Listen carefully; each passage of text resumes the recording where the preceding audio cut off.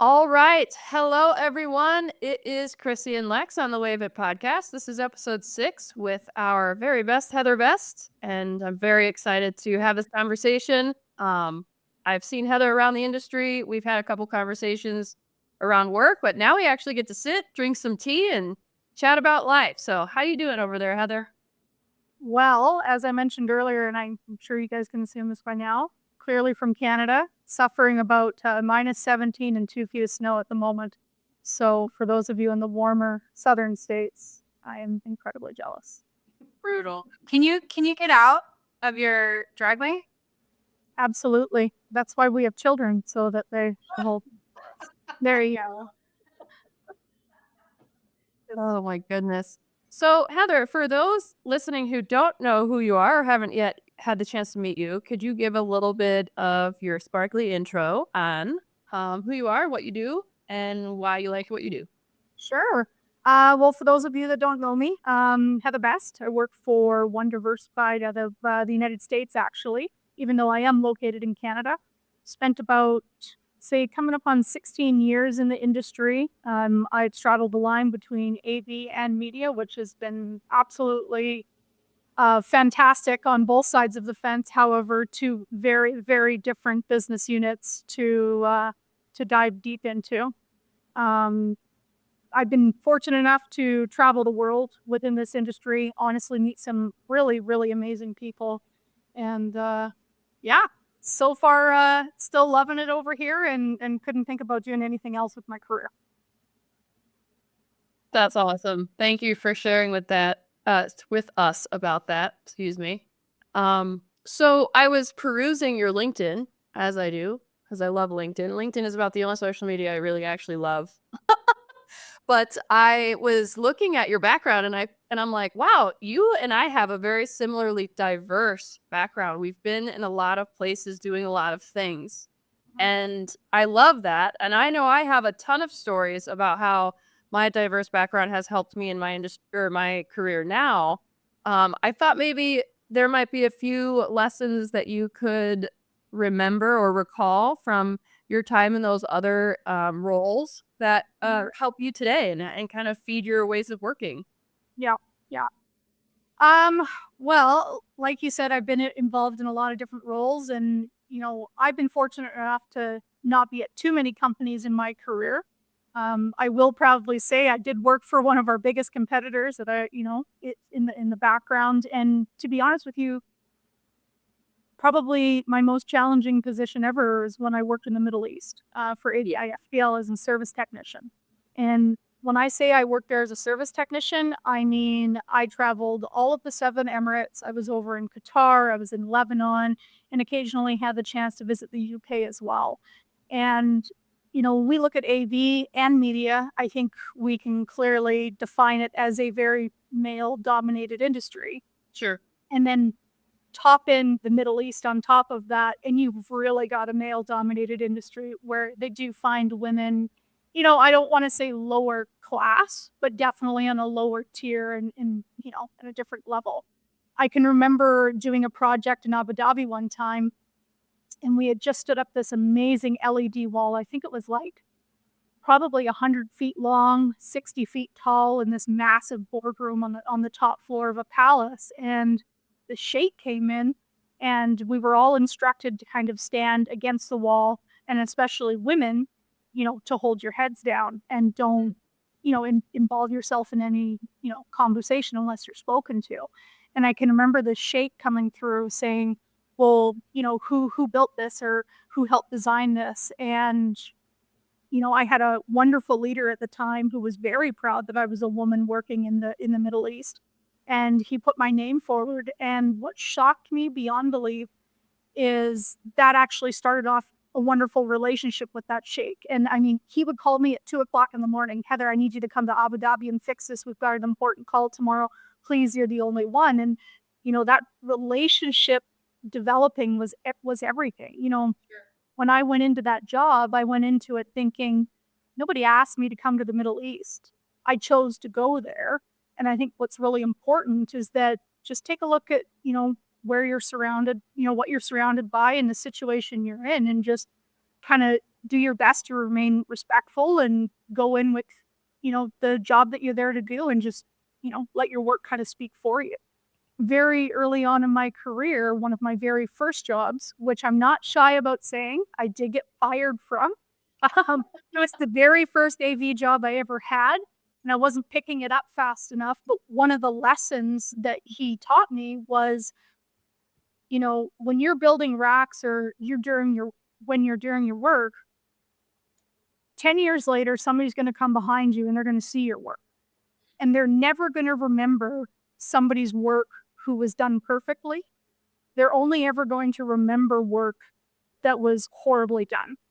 And you don't want your name to be attached to that. So I've always tried to live my work with that mentality. Think about it, what is this going to look like 10 years down the road, whether it's paperwork, whether it's building a rack, whether it's designing a system. So that's probably one of the biggest lessons I've ever learned. I like that one. Mm-hmm. I knew you would like that one, Lex. I feel like you have a million questions. Oh boy.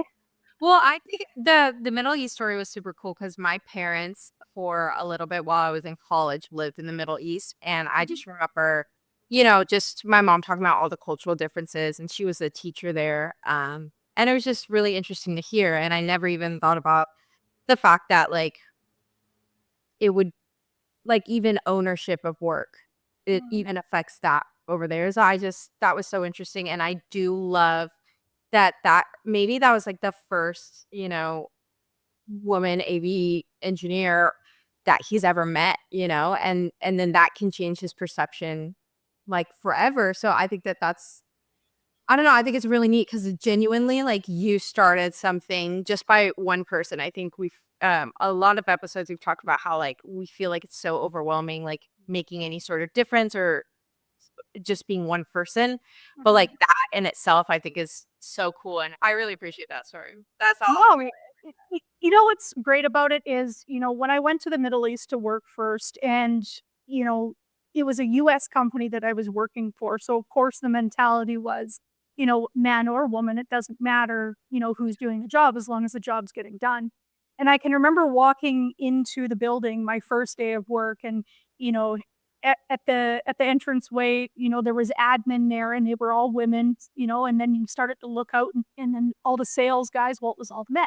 Well, all the PMs and engineers and technicians, all men. And one of the things that stood out the most is all of the guys that I was working with on a regular basis, they were either from India, or they were from Turkmenistan or Russia or Sweden. And it was like, these are all very heavily male dominated countries that they've all come from. And I didn't just get to walk in there, and be, one of the crew. Like, you kind of had to earn it, and you had to earn your stripes. But that's part of the best part, is earning your stripes and showing people that you can do just as good a job, if not better. And then after that, the support came naturally. I can remember getting invited to families' homes. I can remember sharing personal stories, like long car rides across the desert with somebody from India who I wouldn't even know how to relate to. I mean, the conversations that we got so deep into, it was pretty unbelievable. And I definitely get to carry those memories with me forever. That's super cool. That reminds me of an opportunity I had going to South Korea for a training. I was teaching a group of engineers, and I don't know if anybody's listening who's done international travel. You know that sometimes you get 2 Saturdays because you have a Saturday over there, and then you fly back, and then you have a whole nother Saturday again. Yeah. So it was the first time I had 2 Saturdays in a row, which were the coolest thing you experienced. And then on that Korean Saturday, I got a chance to go to an arboretum with this group of people. For some reason, they wanted to show me this arboretum, and I got to sit there, being translated, talking to this group of technicians about, like, the purpose of life in a room full of Venus flytraps and some really cool, very large bushes, like tree things. I don't even know what they were, but it's like that. You just don't even realize opportunities are there until you show up and take them. And it was a really cool memory that I'll have forever. So I know what you mean. Definitely. So you mentioned something to me while we were chatting before we were recording that honestly I'm a little fuzzy on. You mentioned that there's a transition going on in your career as of today and moving forward from AV into media. And I purposefully, I mean not purposely, I don't even know what word I was trying to say. I unfortunately only know media as broadcast TV or something that some of my marketing cohorts are doing where they market products to the media. But what do you mean when you say media? And then feel free to dive into that, what that transition is starting to look like, because I'm very much at the edge of my seat. Interested to hear what you have to say about that. Sure. Well, I'll back it up just a little bit. So I spent the first 15 years, no, maybe 13 years of my career in traditional AV. So we're Sure. talking about, workplace, meeting rooms, digital signage, IPTV, nothing super crazy, but definitely, in the corporate world. And I had the chance to work for a company called CIBC, which is Canadian Imperial Bank of Commerce. I was involved in a very large project. And at the end of that project, I took a step back and I looked at what I was doing kind of with my career. And I went, how am I going to continue forward? What am I going to do? Right. And if I really looked at working at a large corporation, typically you only refresh every 7 to 10 years. So if I want to stay ahead in the industry and stay as a leader in the industry, how do I continue to grow if the company I'm working for isn't even interested in growing or investing in what's new for years to come? And I had the very fortunate opportunity to work with Diversified during this time this tower was being built and made some really strong connections there. And actually somebody from their team had reached out and said, Heather, starting up a consulting side of things on AV and at Diversified, and we'd love for you to be a part of it. And I hummed and hawed because I am incredibly loyal, to the T. And it was a big decision, but finally it convinced me to come on over. And yeah, it's kind of where it got kicked off. And during this consulting phase, it was either you worked in workplace for consulting or you worked in media in consulting. And I kind of half jokingly one day said, media, I could do that, no problem. Well, the president of our company now, Matt Neufeld, went, all right, let's see you do it. And Oh no. so I kind of had to put my money where my mouth was. And, I transitioned over into this amazing consulting group that was only media focused. And this is one of the questions I always ask the crowds when I go and I chat at like an Infocom or an NAB. I go, what does media mean to you? Because I think when you look at it from a workplace perspective, you think IPTV, digital signage, maybe some live events. And I know, Chrissy, you've got a little bit more experience, but what media means to me are production control rooms, RSNs, live event spaces, green rooms, replay rooms. And in the last couple of years, I've actually really gotten to understand what it also looks like. Like you're taking a design engineer that may design a specific camera that only picks up a certain angle, let's say during an NHL game. But I think what's so incredible about media is that one little piece of design touches hundreds of millions of people all over the world. When you look at, networks, you're talking 2110, like things that we're doing in AV, media has been doing for 10 years already. If you take a traditional AV design, you're designing to what a customer's use cases are. They're coming in and rooms are automated. You're pressing a button and everything is magically happening. Sure. But when you take a look at media, every dial, every button press, every different configuration is completely intentional. And you're actually, all the programming that is done prior, like you have real engineers in those spaces understanding the equipment that's going in, and they're able to make live changes on the fly. They don't like the color of something, they're changing the color live on TV. Like when there's a mistake on live TV, it's a real mistake because somebody's human hand has made that. If you look at a boardroom and it's not working one day, you go, that's okay, I'll just skip over to the next boardroom, right? If you're looking to, selfishly, I live in Calgary, so let's talk about the Calgary Flames. If you're looking to produce a Flames game, you don't go, oh, this production control room's not working. Let's just move to the next one. We need to fix this because it's airtime in 5 minutes and we're ready to go. Right. And that's a lot of pressure. It's a whole nother world. Like, I really thought I was one smart cookie. And like, AV traditionally always sat on its own network. It was never a part of like corporate infrastructure or anything like that. Where media is very much, it all kind of bands together and everything impacts each other. And it's a lot of high stress. And yeah, wow is all I can say. Oh man, that's getting me so excited. It reminds me of my broadcast days. Like, let's go, girl. Let's do it. Let's go, Pelican. I'm ready. Especially when you're like the younger generation, though, because when they see media, they see talent on the screen. They see the people announcing the games. They don't realize there's 250 people in behind the scenes making that game come to life.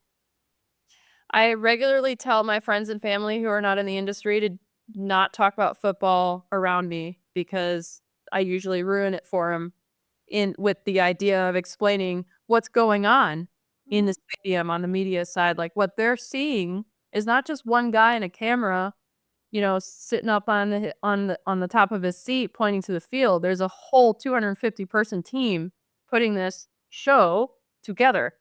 So it's an interesting conversation when that comes around. But my technical brain got fired off here when you were talking too. Is I did do this type of media in the beginning part of my career. I was in broadcast TV. I did live events before then, and then I did a little bit of live broadcast TV right before I got snagged up into the AV Pro side of things. But when I was doing it, there were a lot of buttons and actual dials and I don't want to say analog, but textile ways of doing things, running either CCU or playback or the technical director. And then adding in the element that I did do part of my pro side was to put graphics up on the LED screens, and all of that was textile to some degree. What are we looking at now in the technical side of things on how much of things are still tactile and how that's kind of hybrid married with this digital era? In other words, when people are sitting down in front of that control, whatever you want to call it, pick insert name of gear, sitting in front of it, how much of that is digitally involved as well? Or is it still just very much one A to B to C? Oof, that's a tough question. Hopefully I answer it correctly. I think where you're going with this is like the best example I can give to people listening who may not understand what we're talking about graphics wise is Right. if you're watching a hockey game and you look at the boards, they're changing every 30 seconds to Right. digital ads, right? Because people are paying for that space. And there's equipment designed to overlay on top of that, whether players are skating by or not. You don't realize that's being done on the production side. It's actually not changing anything on the boards at all. Whereas people in the arena are only seeing one constant thing that sits on the boards. I think that there's always going to be a human aspect, no matter which direction we're headed. I don't know if you have any play on AI coming into this or not, because I know that's a massive topic at the moment. But it's like, I think that there's always going to be human involvement in anything that we're bringing towards the screen. I think that it has to be there. I think what people don't realize is how much direction and how much practice goes into producing these games. These, like, if you sit in behind the scenes of a live production, you have an actual director saying, cue camera 1, squeeze in on this, cue up camera 2, ready graphic this, go Tim Hortons now. Like, there's a whole world being like lived in behind the scenes. I always use the term what happens in production stays in production. Yeah. As soon as that green on air or that red on air button comes on, everybody's a different person for that entire length of broadcast. Absolutely. And you know what blows my mind is half of the people that are involved in behind the scenes at media, half of them don't even like sports. Like it's That but me. how do you want to do this and not love the sport? Well, I don't love the sport. I love what I do. Yeah, Right. it's exciting. Mm-hmm. Fast paced. I remember seeing, I mean, this is hardly what you guys have experienced, but I watched a show and I think it's based off of like Good Morning America or something with Reese Witherspoon in it. And anyway, it shows like the boardroom where everyone's getting instructed and all that's happening and how chaotic it is and like the live fixes that they're having to do if somebody does a little bit of a blunder or how that all goes. It's always been so interesting to watch. Also, I love all these Canadian examples. Do you find that your customer base is pretty much on the same page of understanding what they need, or is it a lot of designing for them and then teaching them what they just bought? Oh, I think that, and sorry, Canada, to do this to you, but I think that when you look at the US and you look at Canada, it's two different markets, right? And you have to take into consideration, there's 400 million people in the United States. There's 40 million people in Canada. So if you look at the investments in sports, you look at the investment in the education in behind the scenes in media, I think the talent pool is significantly different. I'm not saying that we don't have really talented people in Canada because we absolutely do. But I really do like to compare that, the United States really is the NFL and Canada really is the CFL. There's just some differences there. And yeah, it can just be a completely different experience. But that's one of the best parts about the role that I currently hold, right? I work for our consulting team at Diversified. And our, you know, one of our challenges is we spend a lot of time with our customers and we spend a lot of time, if I look at it from a media perspective, we'll spend a lot of time with the actual engineers and the actual producers and the people, delivering what's on your screen. And we're defining use cases. And sometimes those use cases are like 1,000 use cases long. But then that's when you really need to lean on your consultants who specialize in these areas because they're going to know what works with what. When you look at it from a workplace perspective, you typically have, I think, what you call like a top-down approach, right? Where it's like you have your executive leader who says, I want a boardroom, I want it to do this, make it happen. Right. And, as a AV company, you may work with somebody more on a director's level in a workplace force. They know what they want and they know how they want to work, but they may not necessarily know what Crestron is or what Biamp is or what Chiron is or what Sony is. They just know what they want. And it's up Right. to us to understand, what does their future use case look like? What do their roadmaps look like? What's their budget look like? Does it need to be OpEx? Does it, need to be CapEx? What is their service required, right? Is it a company that can stand alone on themselves where you can go ahead and, do the installation, give all the training, provide the technical documents and walk away? Or is it the type of company where you need to come in and then you need to also, put a person on site to continuously support that? It's really just customer dependent, in my opinion. I can imagine that none of your days are the same. No, there are days where I'm jumping on a plane at 6 o'clock in the morning because we've got something live going on and it needs, all hands on deck. And then there's days where, we're delivering documentation to a customer and they can't believe the quality that's coming through. Yeah. So Do you have any routines? I love routines, but I really love routines, but I recently discovered I'm most passionate about my job when it's different day to day. It excites me. It that problem solving and having something different versus the routine of like a mundane, like you can expect everything the same day to day. I just realized that for myself. So I'm really interested to see if people even have routines if their jobs aren't the same every day. Like how do I'd say if I had any routine to point out, it would be kind of doing that everlasting loop of checking in with different team members. I've built a lot of different relationships, whether they be at the company I'm currently at or really throughout the industry. I really just try and do my best to, reach out to someone I haven't spoken to every single day, whether it's just to check in to see how they're doing. And I kid you not, every single day I check in with somebody a little bit different. And I try and make it a phone call or a 15-minute Teams chat or really anything. And sometimes we talk about nothing. Sometimes we talk about work. But you're right. I don't have any day that is completely the same. I would say being involved in our consulting team, it's a lot of action. Right. It's a lot of different customers.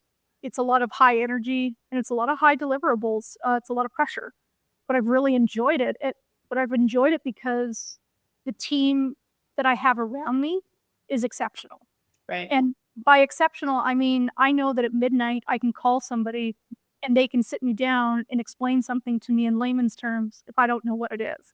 Like when I made the switch from AV to media, the nomenclature was insane. Yeah. I understood nothing. I knew that if you gave me a line diagram, I could follow video or traffic flow or anything like that. But when you started saying things like Lavo and Chiron and play out and replay, I was 1000% lost. However, I had a team that I was surrounded by that I could ask those silly questions to. And one thing with people in media is they love their work and they love to tell you about it and they love to tell you about all the experiences they've been through. So as time goes on, you really pick up on that. Sorry, Chrissy, I'm like taking that all. Right. You do you. So I'm guessing most of your team is remote, right? Yeah. So as you know, Diversified is a global company. We're kind of scattered all through the world. I'd say we roughly have about 110, 115 people located here in Canada now. But I'd say we're about 1,800 strong in the United States. Okay. So a lot of my work does bring me down into the United States. Actually, my biggest customer is down in the States. But as we're starting to grow out our consulting team and starting to explore more areas, I know this isn't a podcast to like clout your company, but we're growing and we're starting to bring more action here into Canada, and you'll definitely see some more for us in the future. So remote? Definitely remote. With consulting, everything starts on site first. We spend a lot of time with the customers, and I mean, 5 days a week, 10 hours a day, really diving into what it means. We essentially insert ourselves as basically an employee, on site, and we'll get the day to day. But I would say as far as, your paperwork and your meetings and your everyday, a lot of it is remote. I kind of miss the office aspect though. I'm not going to lie to you. I'm right there with you. I never thought I would say this, don't tell my boss, but I definitely miss being in person. I'm like, I need to interact with someone. So I try to go to like a coffee shop like once a week. But what I'm trying to get at with the remote thing is you were talking about how it's so high pressure. And I know that when there's a high pressure project, personalities can sometimes grind against each other. And I was just curious how you handle that remotely. You said you have an exceptional team. So what's the difference between how an average team would work together versus an exceptional team when there's a little trouble in paradise? I feel like this is the makings of a leadership book. I love it. You should write a book, Heather. Nothing. Pass. What are the makings of an exceptional team? I think you have an exceptional team the very first day you meet them. I mean, I wasn't greeted with who's this person. I was greeted with what an amazing opportunity to continue to grow our team. And as you grow together, it's kind of like a family, in a way. I've always, they say you don't have friends at work or you don't have family at work. I honestly think that is BS. There are absolutely people that I have worked with in the past or work with currently that I would do almost anything for. So I think people who kind of lead with that mentality, I don't think there's any room for it. Just like I have told people in the past, if you don't believe that I can do it, then get out of my way. So what I'm getting is it's really like the openness of everyone, and not being growth mindset's kind of like a little Buzzword. yeah, but that's kind of the idea of it. It's like there's just so open, and even you talking about how before projects you'll go in and quote unquote become an employee, and that is just like the growth. Instead of coming in saying I know best and blowing everything up, you're in there and you're really trying to get some perspective and put yourself in their shoes, because maybe you think the initial solution you had just won't quite work for them.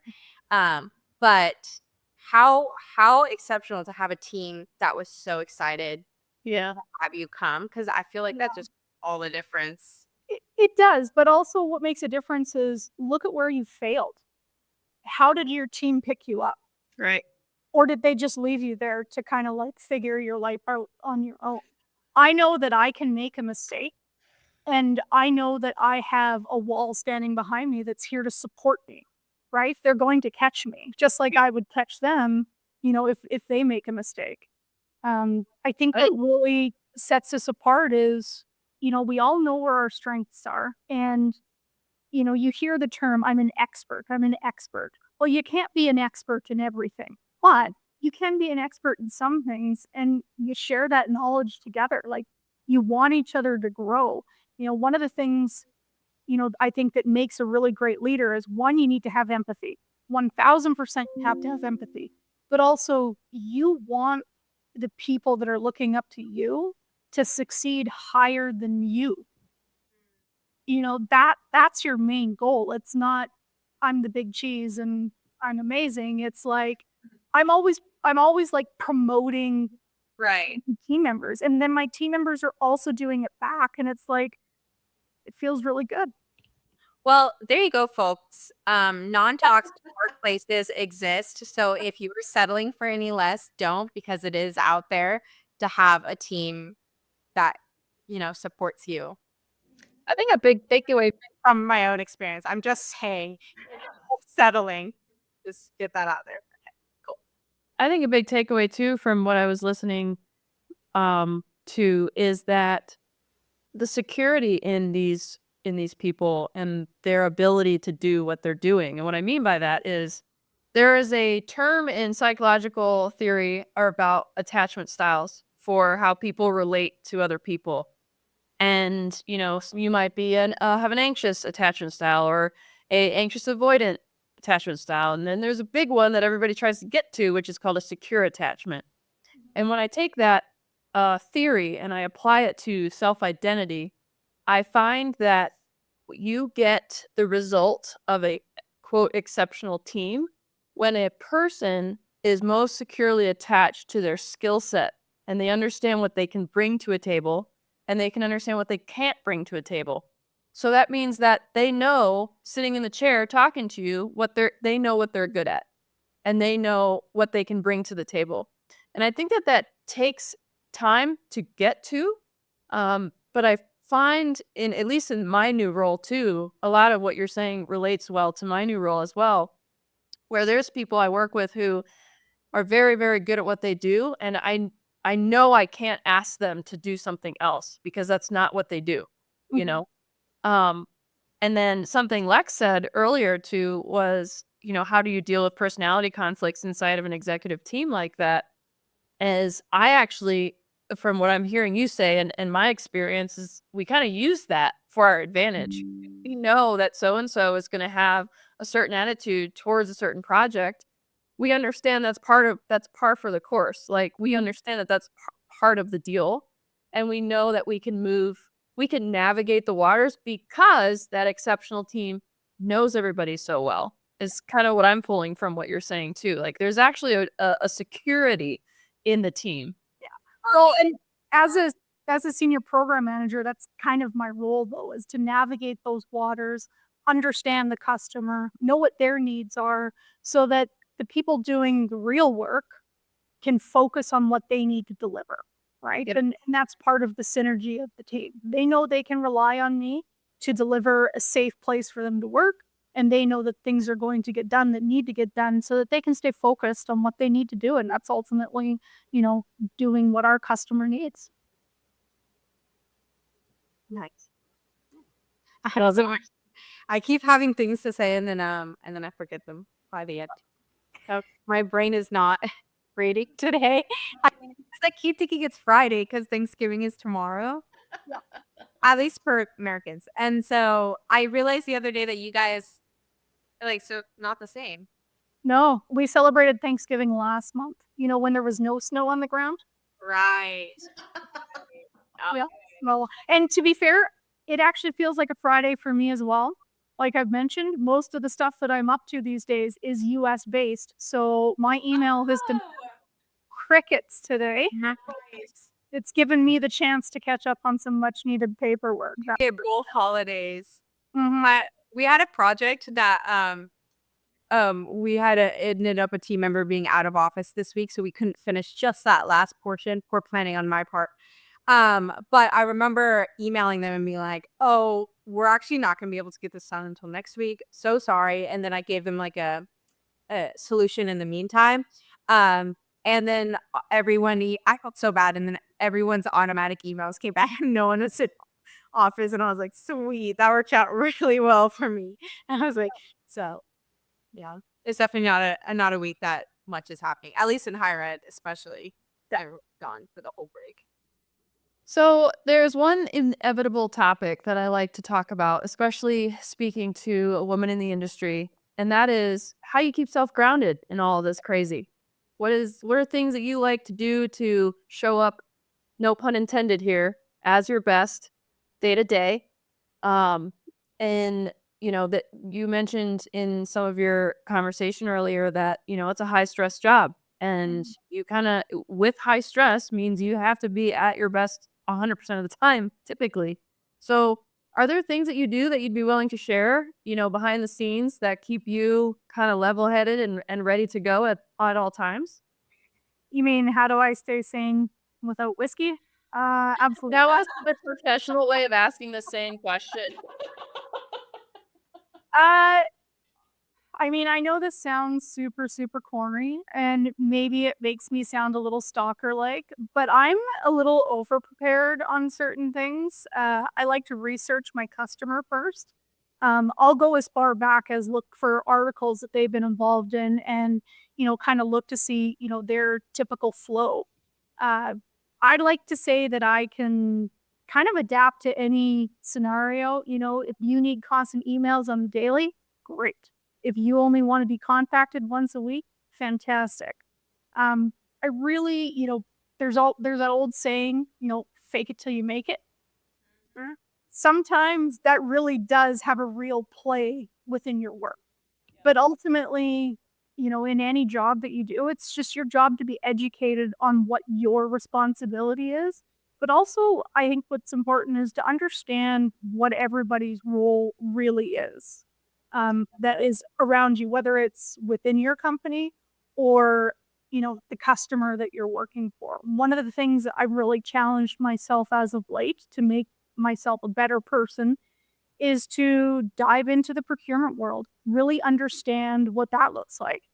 Dive into the sales world. What type of work is actually happening in behind the scenes?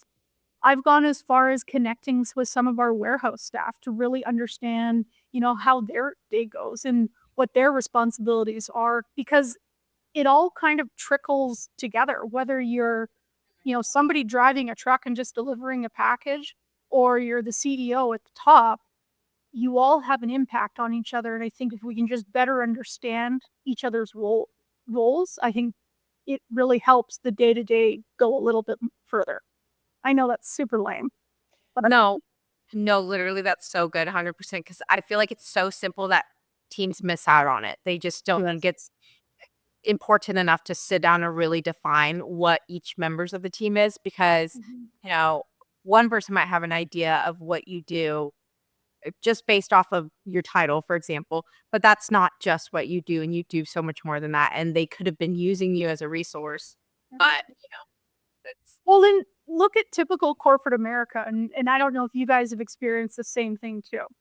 Go to an office building, the top floors or the middle floors are usually where the executives sit, and you can't badge in because you're not allowed on the floors, right? If you look at a company like Diversified, you can walk down any hallway running into an SVP to an EVP to the CEO. Yeah. You can book time in anyone's calendar, no matter what role they hold here at our company. I don't want to say we have an open door policy, but if you've got something to say, people here are ready to listen. And I said this the other day, and I couldn't believe it was the first time I've said it. Not that I haven't felt support from women in our industry before, but I think that this is the first company I've ever worked for where I've truly felt where I've had female allies. Mm. And that is really weird to say because we always talk this talk about how women need to band together and we need to promote each other. But often or not, like if I look back at my career, it is 95% men that have helped me along my journey because I've aligned myself with people who were good for me, Right. you know, and it's really weird to say this is the first company I've worked for where I've had a female ally. It's It makes sense. It makes a lot of sense. And there was a previous episode that we were talking about. I think it was actually our first one about female allies and also male allies. You know, people on both ends of the spectrum that are basically just supportive and in our court. Sony is a lot the same way, where we have a quote open door policy. I mean, I could put time on anybody's schedule. I don't because I don't want to be a nuisance, but I have that same opportunity, and I feel that way as well. There's a lot of women in leadership in Sony. I feel like I have a place I can go, and that's going to match my skill set. I don't feel like I'm stuck on level 3, right? Or still in the lobby, so to speak. There's companies and experiences that I have had where showing up as a woman has kept me at those lower levels, unfortunately. And I hope and I do see the change in our industry already that's advocating for those women to have not necessarily, I don't want to get down the road of like same rights, but I want to go down the road of that allyship where, you know, I walk into a room now and it's a conference room and there's at least 2 or 3 other women in there as well. And it's not all weird and puffy where you gotta shake everybody's hand and the women kind of sit closer to the coffee stand rather than head of the table. It's a unique experience. So I completely understand what you mean when you say it's weird to say that I feel this way, especially around this topic. Yeah, it's an interesting world to live in. I think that's one reason why I'm so happy where I'm at is because I don't constantly feel threatened every day. well, I'll tell you. Sorry, go ahead. No, go. You're probably gonna. I was totally going to segue into, you know, I'm wearing, wrong side, because, you know, camera. I'm wearing this pin, and it's our We pin from Diversified. Oh, I should have mine on. It's our women's empowerment pin. So I don't know if you guys know this, but I'm our president of our ARG here. I did something last year. Oh my gosh, I can't believe I did this. So every year Diversified has something called the Summit, where they invite, I'd say probably close to 400 employees and 200, you know, vendors to come down, and we kind of like, it's a show all kind of event. And I stood up during one of our main town halls, you know, 600 people strong, and you know, our CEO Eric Hutto is sitting on the stage, and I said, Eric, such a large company like this, we have no DE&I initiatives, and what are you doing for women in our company? Just called them out. Heck And yeah. you know what, though? If I could go back, I wish I had have said, Eric, I want other people at Diversified to feel the way I do, supported the way I do, though empowered the way that Diversified has made me feel because of you, you know? And I totally missed the ball on that. I felt terrible, but you know, he stood up and he took it and he went, Heather, first we needed to right the ship. Now the ship has been righted, and I will do more. That is my promise to you and my dedication to more DE&I initiatives. And actually, Chrissy, I'm not sure if you know this, but last year Sony actually sponsored us for Diversified's very first International Women's Day, which was absolutely amazing. We had a wonderful turnout. But we also do a lot of partnership with STEM for Her. STEM for Her is based out of Washington, D.C. They really focus on high school students, coming out into like STEM or STEAM careers. And there's actually a woman who sits on the board that works for Sony's cybersecurity department. Her name is Christine Goyan. I always mess up her last name. Sorry, Christine, if you heard this. Oh, I'll be teamsing on Monday. And I encourage it. And, our women's empowerment group has aligned ourselves with them because they have so many DE&I initiatives and they reach such a broad spectrum of things. We're even going to be lucky enough to take 15 young women who are graduating through a production control room during a live NHL game. I don't know if I can say who it is. You know what? I'm just going to say it. Monumental Sports has been absolutely fantastic. Friday Abernathy, the GEM of their network, and Charlie Myers, their CTO, have been phenomenal, positive. Yenny Louie, a huge supporter kind of thing. But where was I going with this? Oh, yes. Diversified has really just changed the way I look at DE&I groups. And I don't know if this is going to be out of line, but it's like, you go to these women's groups and you go to these women's meetups and you hear a lot of, well, we could be doing this. Well, we should be doing that. Well, women this, women that. Well, now is the time to really focus on we've done that and we are here and we're continuing to, etch that path because we shouldn't be still stuck in the mind frame of we can't or we should. It's we are. That's very impactful. It's very similar to a post that I put on my social media where this year for me has been extracting the old mindsets, the ones that have come up kind of subconsciously, and reinventing how I approach things. And you said something very important there is for us as women to stop putting the responsibility on us that we need to be doing X, Y, and Z so intently and, emailing these executives every other day and putting all these initiatives forward, et cetera, and say, okay, here we are as women. Here's what we've done. What are you going to do about it now?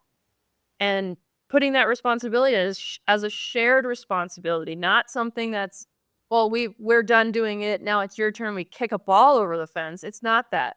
It's learning how to share responsibility among those teams that can actually drive true change. I do feel like this is a great time for a woman-focused podcast because it really helps us see who all of our allies are.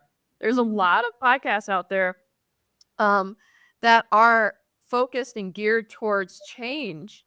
And I'm hoping that as we begin to listen to each other and see who we all are as allies to continue to push that forward. I love that. And this is inspiring me to go in and dive into what my company has around women's empowerment and see if that's something that I can get involved in. And if we don't have anything, which I highly doubt, I'll go ahead and see where we can go with that. I'll say that out here on air and see what's going on in my company where we've seen the desire and the action that's being taken and continue to push that forward. I'm really excited about that. And I'm really glad that you're part of that for what you're able to touch.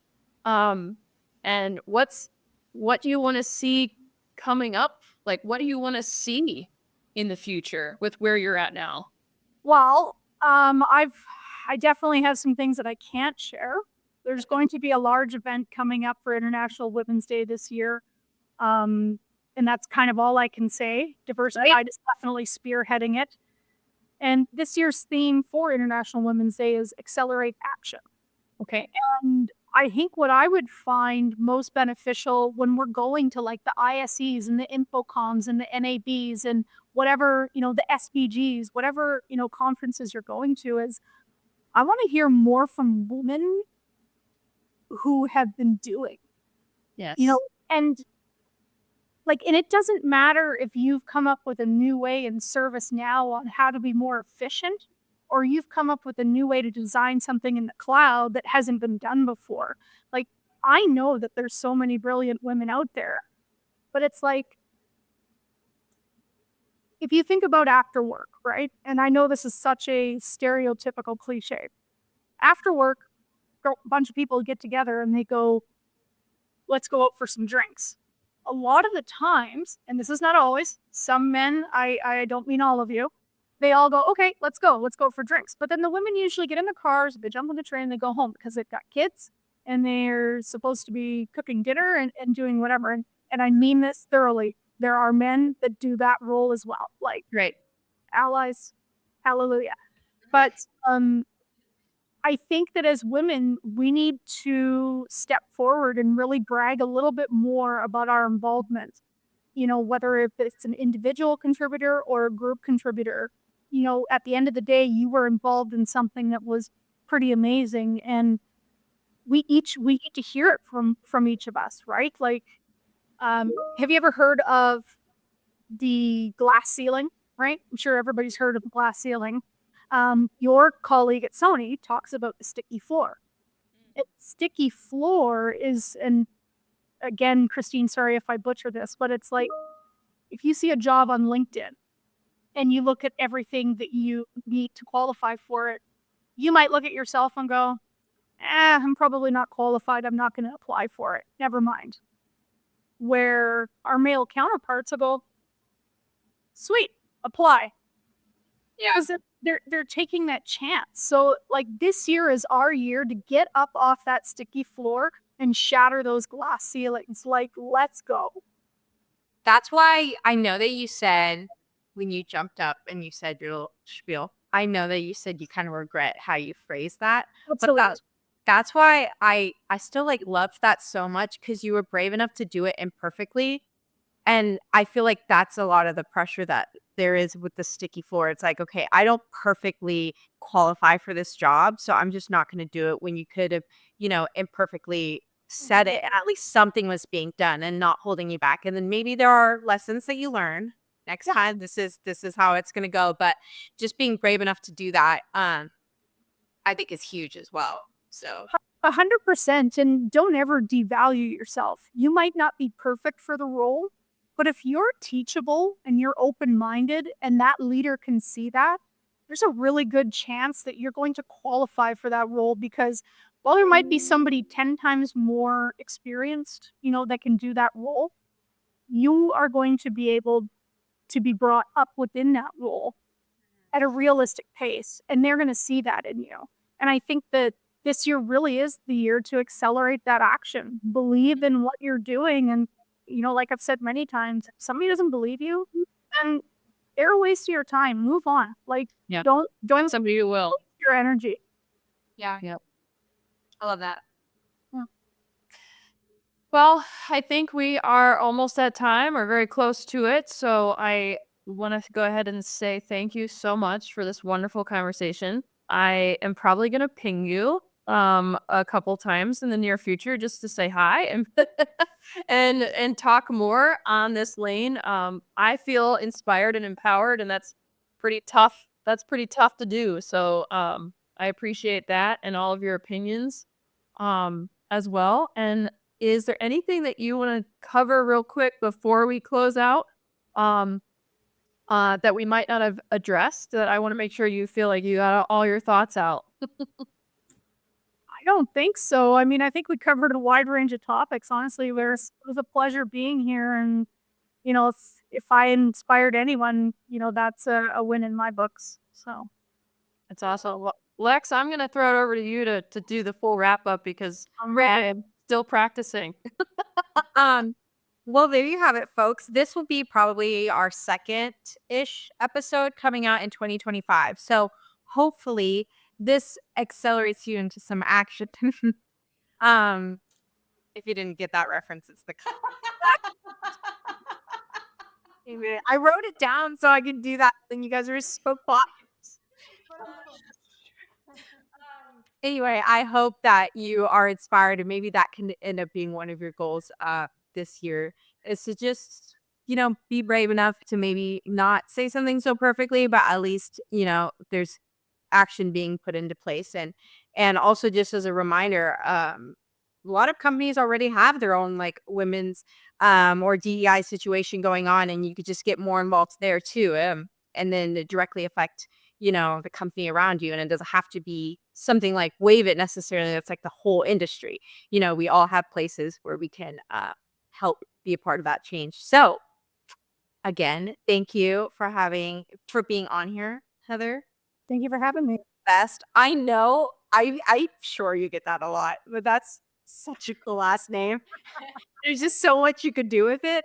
Um, so so thanks for coming on, and apologies that you have to deal with snow and -17, because it's like, for me it's 55. I'm like, this is miserable. I'm gonna die.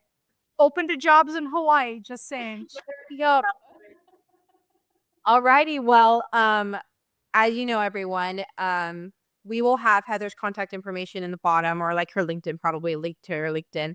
And then feel free to always message Chrissy or myself if there's a specific guest or topic you want us to talk about. We love having you here every week, and I hope all our pings during the episode did not give you PTSD that you have pings coming in. But it's the work day, so we're still going. Thanks for being here.